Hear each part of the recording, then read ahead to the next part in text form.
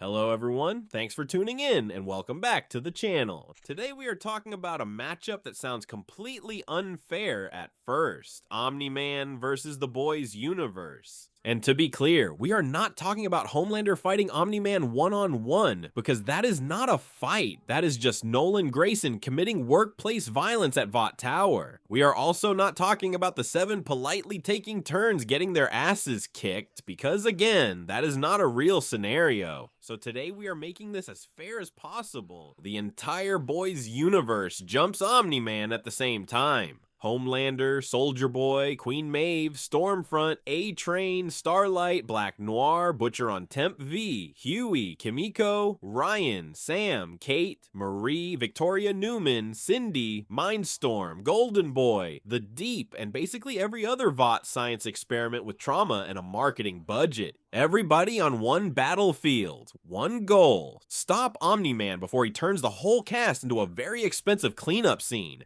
And honestly, this is the only version of the fight where the Boys universe has any real chance.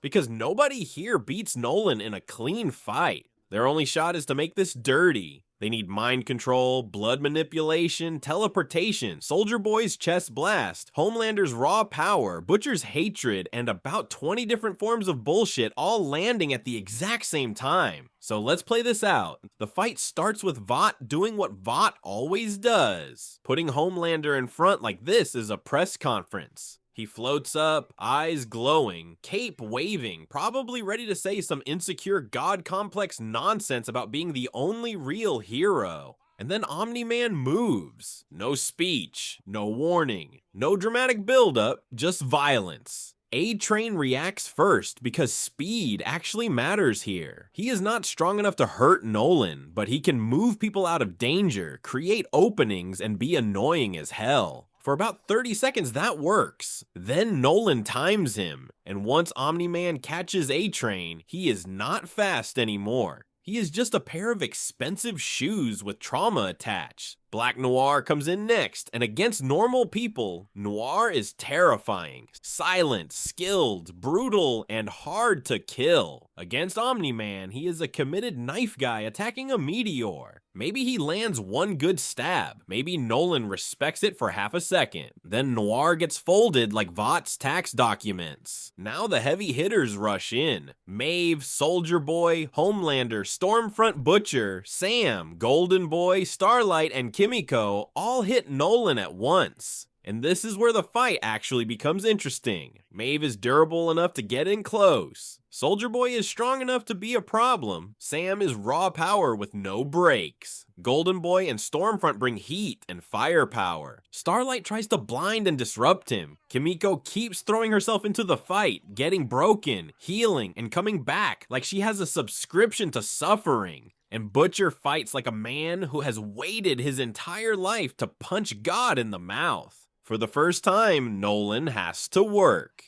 Not because any one of them is on his level. They are not. But because all of them together are massive pain in the ass. And that is the strategy. They cannot overpower him. They have to overwhelm him. Heat vision from one side, lightning from another, Starlight flaring his vision, Maeve and Sam forcing physical contact, Butcher lasering him whenever he gets an opening, Hughie teleporting people out of death shots, Soldier Boy trying to get close enough to land the Big Freedom nuke, and Homelander doing what Homelander does best, being powerful, unstable, and emotionally built like wet cardboard. That matters, because Nolan is not afraid of him, and Homelander cannot handle that. He is used to being the strongest person in every room. Omni-Man looks at him like Vought gave a toddler laser eyes and a superiority complex. That gets under Homelander's skin immediately. He starts fighting angry, reckless, desperate to prove he is the real god here. And Nolan uses that, because Omni-Man is not just strong, he is a soldier. He starts identifying the pieces that matter. A-Train is mobility, so he goes first. Hughie is repositioning, so Nolan shuts that down. Starlight is disruption, so she gets taken out. Stormfront is range damage, so he closes distance. Maeve and Sam are physical pressure, so he breaks them down.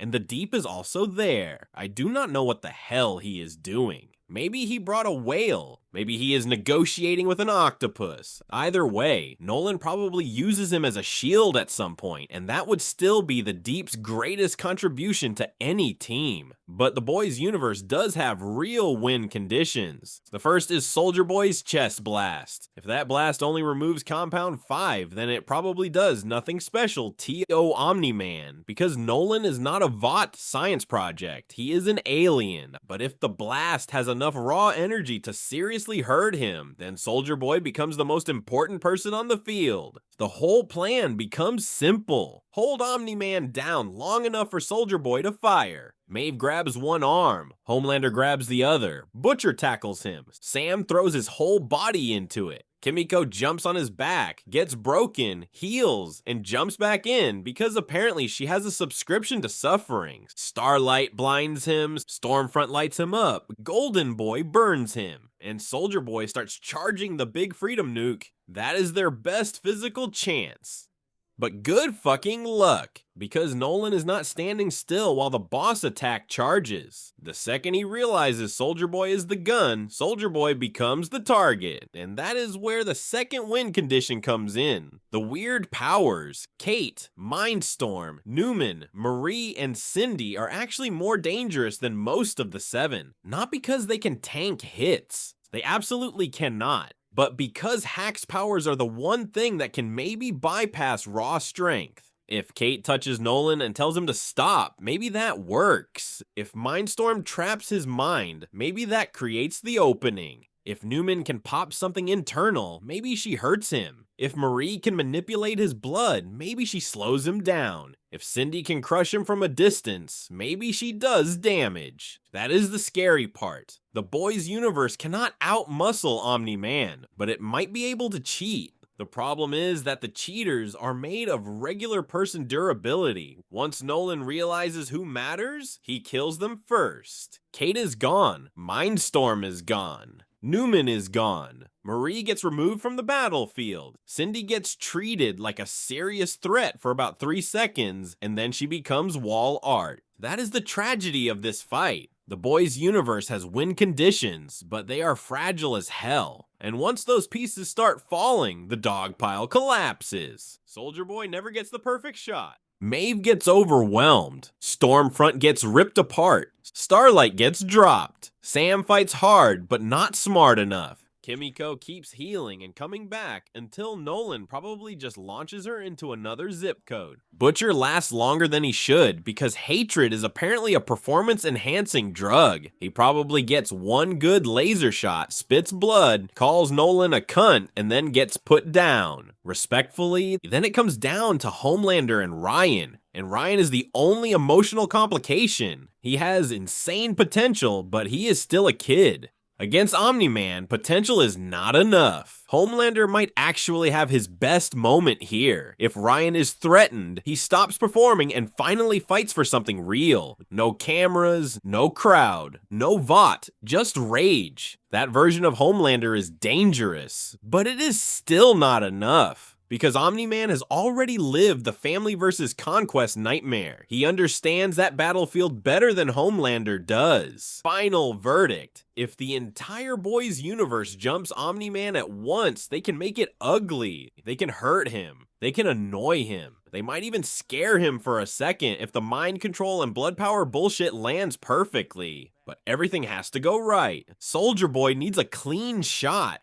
Cate or Mindstorm needs to land their hacks. Neuman and Marie need to affect Viltrumite biology. Homelander needs to stay disciplined. And that last one is already asking too damn much. So my answer is this: the boys' universe has a chance. But Omni-Man wins most of the time. Because Vought built celebrities with powers, Viltrum built conquerors. And when the entire marketing department jumps a real warrior, the result is not a victory. It is a very expensive cleanup scene. But that is just my take. Do you think the boys' universe could actually dogpile Omni-Man and pull off the upset? Or does Nolan turn the whole cast into a season finale body count? Let me know down below. And if you enjoyed this breakdown, subscribe for more Invincible, The Boys, Resident Evil, power scaling, character analysis, and fictional matchups that absolutely should not be covered by workplace insurance.